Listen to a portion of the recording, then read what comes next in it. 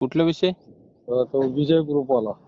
हा ते काय झाले माहितीये का, ते सर मी एवढ्या अडचणीत आहे ना, ते लोक आता मला इग्नोर करायला लागले. आणि मी तुम्हाला एक नंबर पाठवतो, तो प्रिया मॅडमचा. तिने माझ्याकडून पैसे दिले आणि मी तुम्हाला पाहिजे तर सगळी डिटेल पाठवतो सर तुम्हाला व्हॉट्सअपला.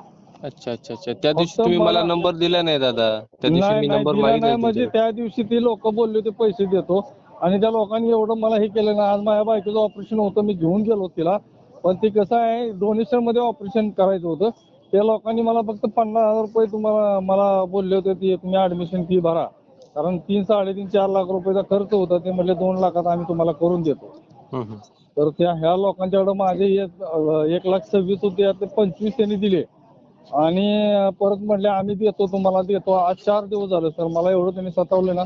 तर एवढीच कंडिशन माझी करायची असं मला वाटतं की मी आता सुसाईड करून माझं जीवनच संपवून टाकतो. बरं ठीक आहे. तुमचं रवींद्र जाधव नाव ना? हा, रवींद्र जाधव. आणि ती प्रिया मॅडमचा तुम्हाला नंबर देतो सर, त्यांना फोन करा. मी पाहिजे तर आज ऑफिसला जाऊन त्यांना म्हणावं काहीतरी करा आणि पेमेंट करा म्हणावं. मी काल बरं माझ्या बरं. बायकोनी सांगा पण त्यांना नंबर सांगा त्या मॅडमचा. हा 1 मिनिट सांगतो सर, 1 मिनिट सांगतो.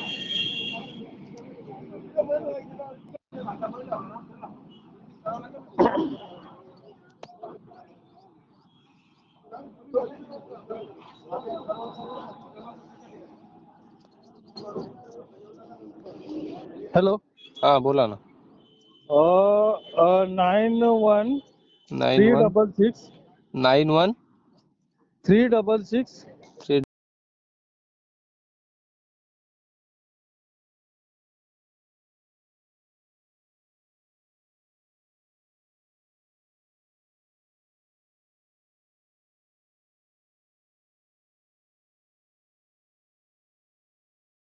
बोला ना सर. नमस्कार सर.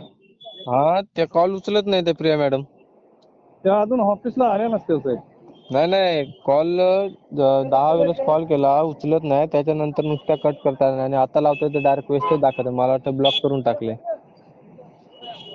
मला सांगा, तुम्हाला गाडी घ्यायची होती ना? मला गाडी घ्यायची होती, मी पैसे दिले. त्यांनी लोन मला बोलले करतो, लोन काय माझं झालं नाही. तर ते बोलले कॅन्सल करा, मी कॅन्सल केलं. मग मला कॅन्सल सांग, केलं. ऐकून घ्या. तुम्हाला कुठली गाडी घ्यायची होती? आयशर वगैरे काय घ्यायची होती का कार वगैरे? नाही मला वॅगनर घ्यायची होती, टी परमिटची साहेब. मी ड्रायव्हर आहे आणि मी दुसरीकडे काम करतो. म्हणलं जर हे लोक मला करून देत असले तर म्हणलं आपलं स्वतःच म्हणलं गाडी स्वतःची म्हणलं स्वतः बिझनेस चालू होईल, 4 पैसे मिळतील म्हणलं, माझे सगळे प्रॉब्लेम सॉल्व्ह होतील. पण ह्या लोकांनी मला फसवलं. मला 3 महिने कमीत कमी त्यांनी फसवलं. आधी म्हणले लेडीज पॉप्युलर होईल, सगळं होईल, टेन्शन घेऊ नका. 3 महिने मला त्यांनी घुमावलं नाही. आता आणि लास्टला ते बोलले लेडीज पॉप्युलर होत नाही, तुमचं स्वतःचं घर पाहिजे. अहो म्हणलं मी तुम्हाला आधीच बोललो होतो की माझं स्वतःचं घर नाहीये.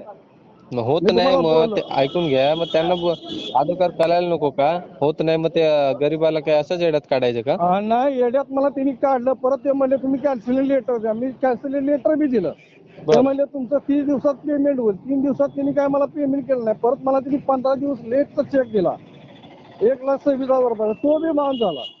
परत मी त्यांच्या पाठीमागे लागलो. त्यांनी 25,000 मला पाठवले ना. आता ते बाकीचे 1 लाख रुपये मला ते खळवतात. बरं आणि मी ऐकून घ्या. आता त्यांना, तुम्ही कुठे राहता प्रॉपर? मी दिव्यामध्ये राहतो आणि मी हाय प्रॉपर सातारचा साहेब. सातारा साताऱ्याचं काय जिल्ह्यामध्ये सातारा. दिव्याला राहता का? हो, मी दिव्याला राहतो.